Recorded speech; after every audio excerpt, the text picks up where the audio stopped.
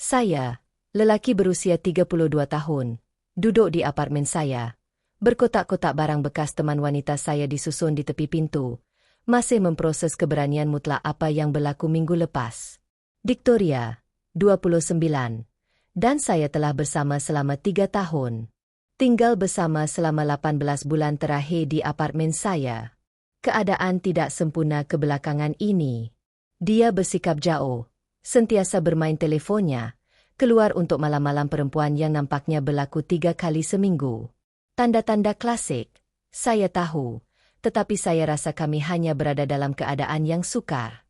Rabu lalu, dia mendudukkan saya dengan ekspresi serius ini.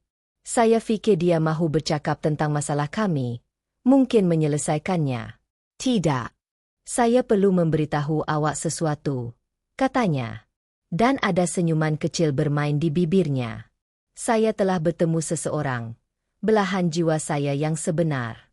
Saya meninggalkan awak untuknya. Cara dia mengatakannya, seperti dia bangga dengan dirinya sendiri, seperti dia mengharapkan saya untuk menangis atau merayu. Saya hanya mengangguk. Oke, siapa dia? Sengihan itu semakin besar. Namanya Gareth Redis. Awak takkan kenal dia. Dia segalanya atau tidak. Berjaya, bercita-cita tinggi, romantik. Dia memiliki firma perundingannya sendiri. Kami sudah berjumpa selama 2 bulan, dan saya tidak pernah rasa begini terhadap sesiapapun. Ketika skim saya tidak dapat menahan senyuman kerana Gareth Redis. Ya, saya cukup mengenalinya. Dia telah menjadi abang ipar saya selama 5 tahun. Gareth Redis, ulang saya. Rambut gelap kira-kira 61 inci. Adakah parut di kening kirinya akibat kemalangan bermain ski? Wajahnya berubah sedikit. Sengihan itu goyah. Macam mana awak? Saya mengeluarkan telefon saya, menatal gambar saya, dan menunjukkan kepadanya gambar dari album foto saya. Jemputan perkahwinan, berwarna krem dengan huruf emas. Awak dijemput untuk meraihkan perkahwinan Gareth Redis dan Natalie Cooper. Itu kakak saya, kata saya dengan tenang. Mereka berkahwin 5 tahun lalu. Mereka mempunyai seorang anak perempuan berusia 2 tahun bernama Lucy, dan seorang lagi bayi dalam perancangan. Sengihan itu hilang sepenuhnya. Wajahnya menjadi putih, kemudian merah. Tidak, katanya. Tidak, itu dia. Dia kata dia sudah bercerai. Dia kata bekas kekasihnya gila dan merahsiakan anaknya daripadanya. Dia kata dia berbohong. Saya kata ringkas. Mereka sudah berkahwin. Malah, mereka baru pulang dari percutian ulang tahun perkahwinan mereka kenapa 2 minggu lalu. Nat menyiarkan banyak gambar. Saya tunjukkan Instagram kakak saya kepadanya. Ada Gareth di situ. Gambar-gambar terbaru. Mencium kakak saya yang hamil. Bermain dengan Lucy. Makan malam keluarga dari 4 hari lalu. Victoria berdiri terketar-ketar. Ini awak berbohong. Awak mereka-reka ini kerana awak cemburu. Hubungi dia. Saya kata sekarang. Beritahu dia awak tahu tentang Natalie. Dia mencapai telefonnya, tangan menggeletar, dan menyerbu masuk ke bilik tidur.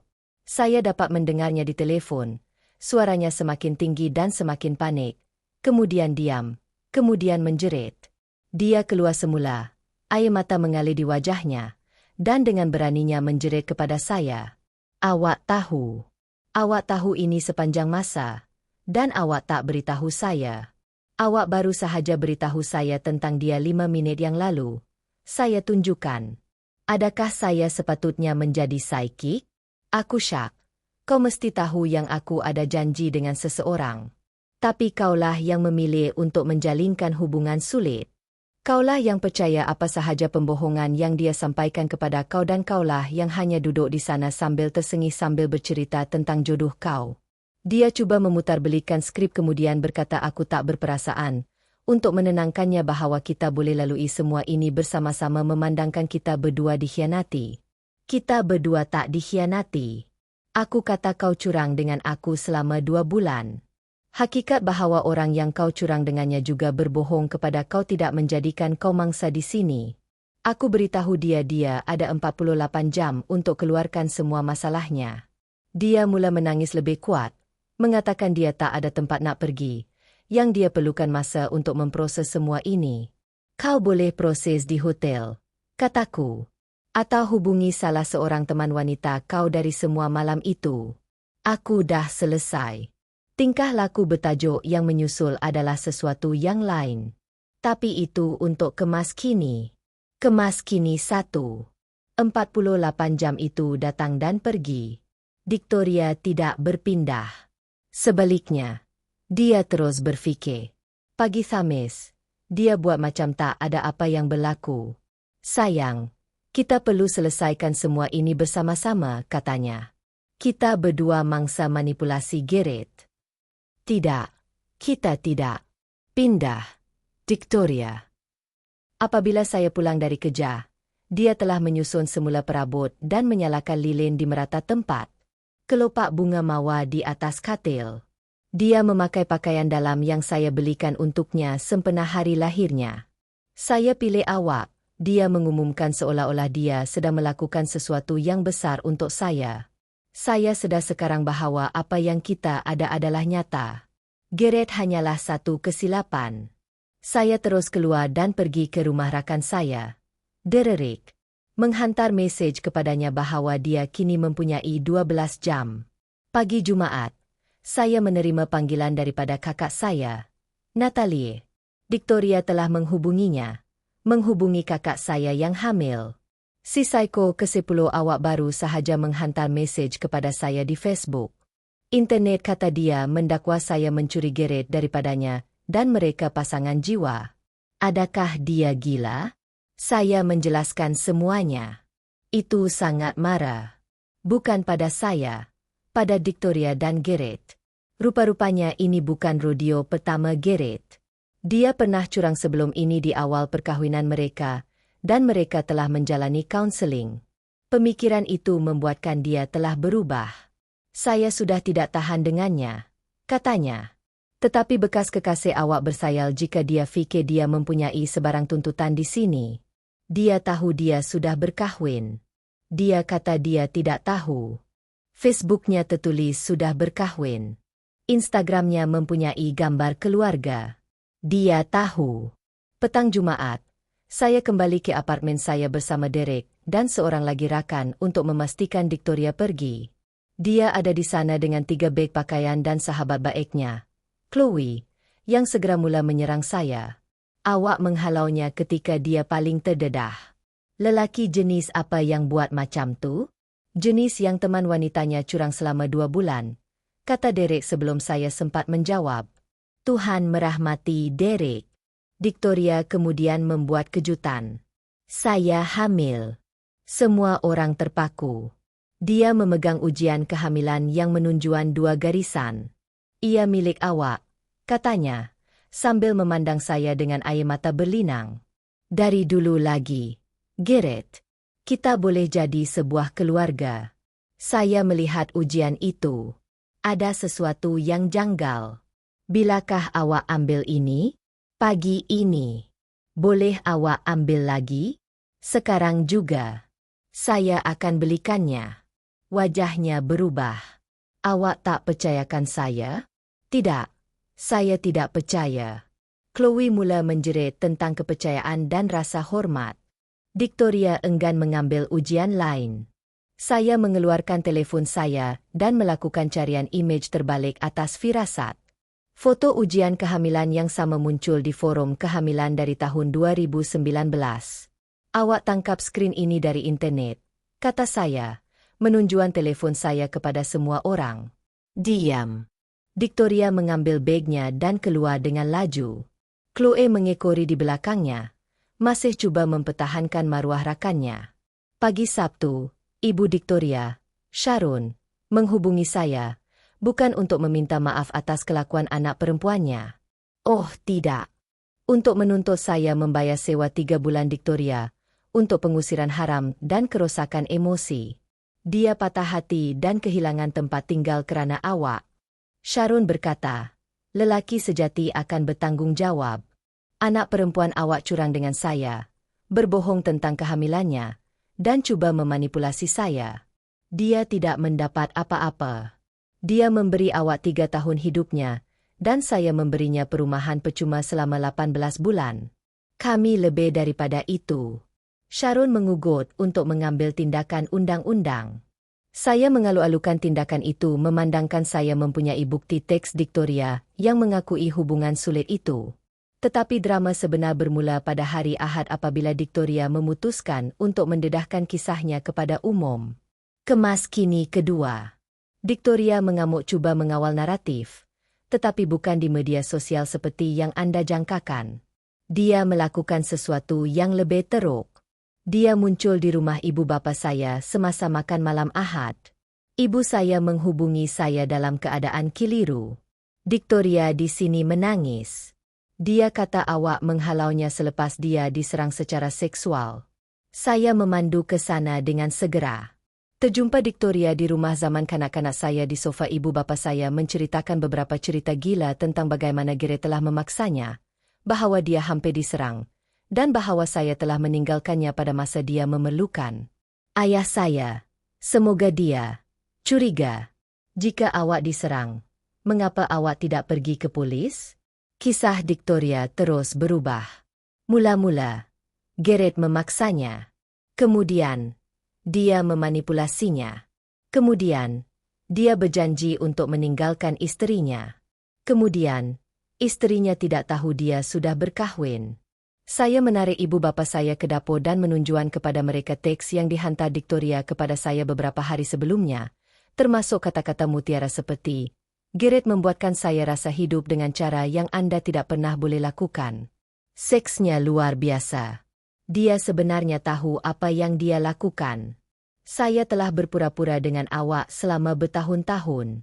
Ibu saya membacanya. Wajahnya semakin keras dengan setiap mesej. Dia berjalan kembali ke ruang tamu.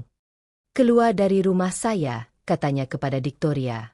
Sekarang, Victoria, cuba menangis lebih kuat, tetapi ibu saya tidak membenarkannya. Awak curang dengan anak saya, dan sekarang awak berbohong mengenainya. Pergi sebelum saya menghubungi polis.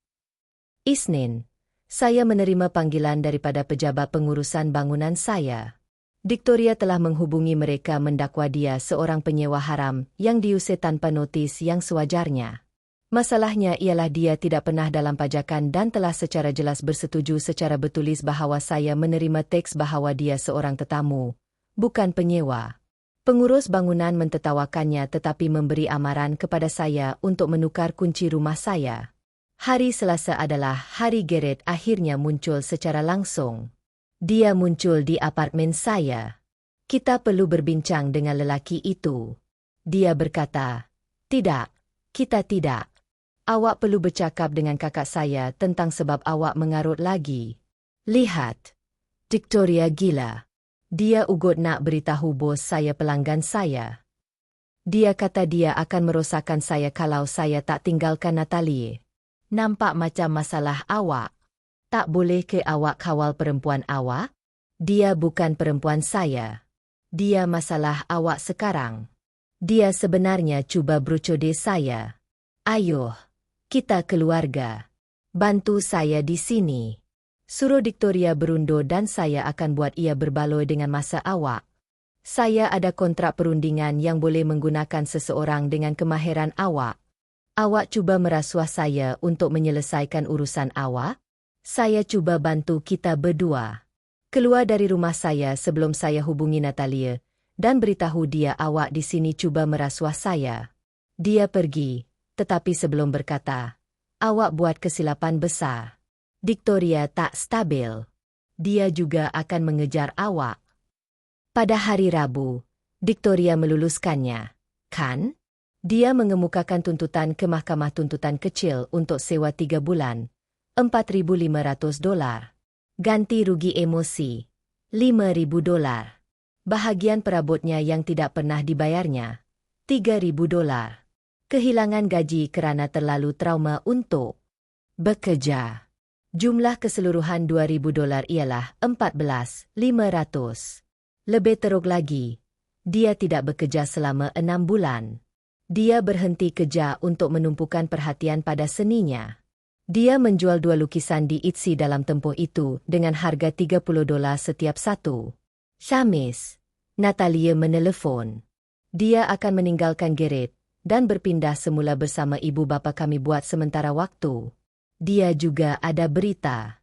Garrett telah disaman kerana gangguan seksual di syarikatnya 2 tahun lalu. Ia diselesaikan secara senyap. Wanita itu sangat mirip Victoria dan seperti Natalia. Garrett mempunyai jenis. Saya akan mengebumikannya dalam perceraian itu, kata Nat. Dan bekas kekasih awak akan menjadi pameran Jumaat. Bahagian yang terbaik. Ibu Victoria, Sharon, menelepon lagi, tetapi kali ini dia panik. Victoria perlu meninggalkan semuanya sekarang, katanya.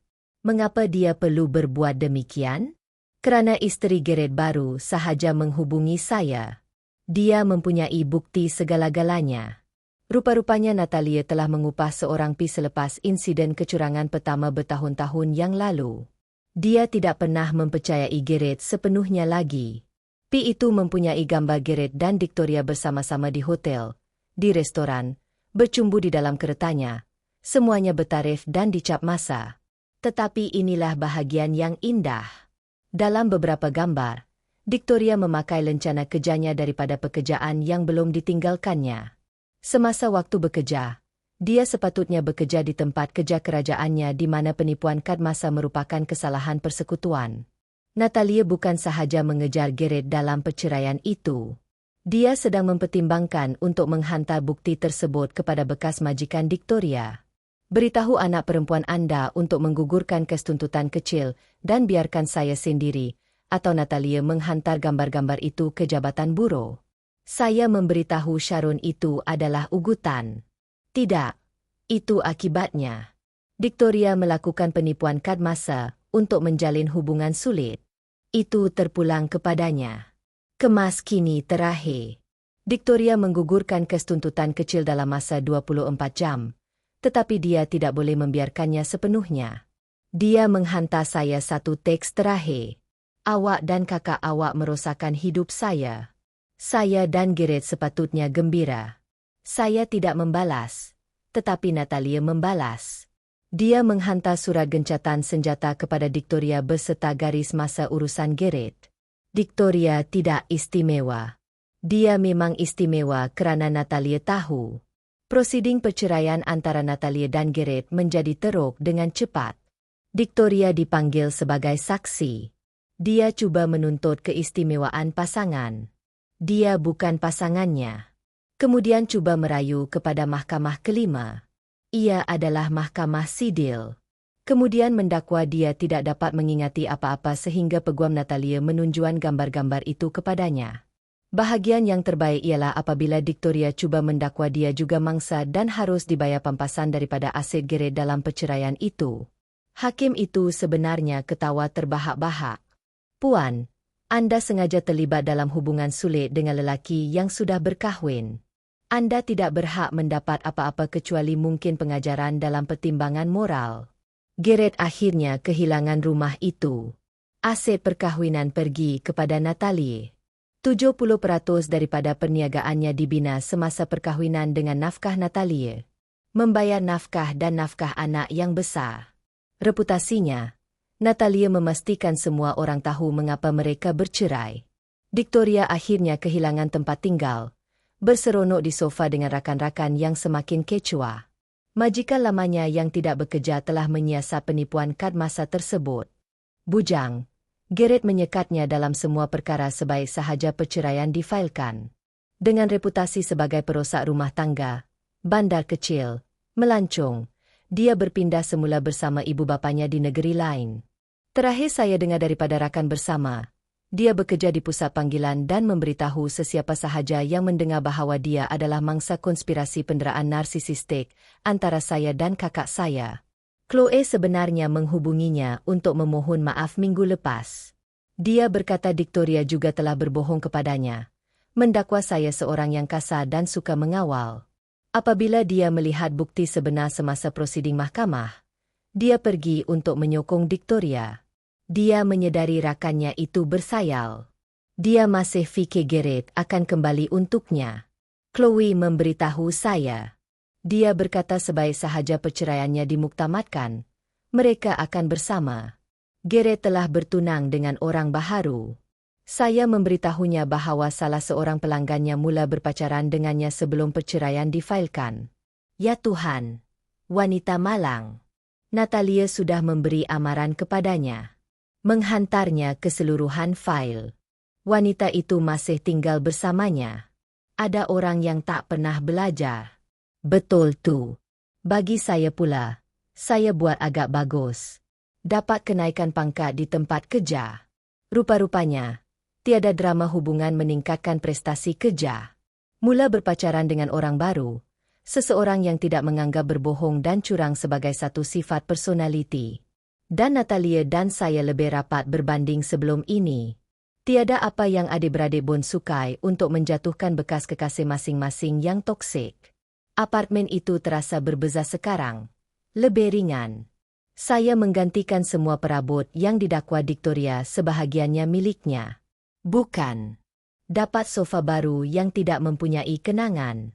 Malah mengecat semula dindingnya.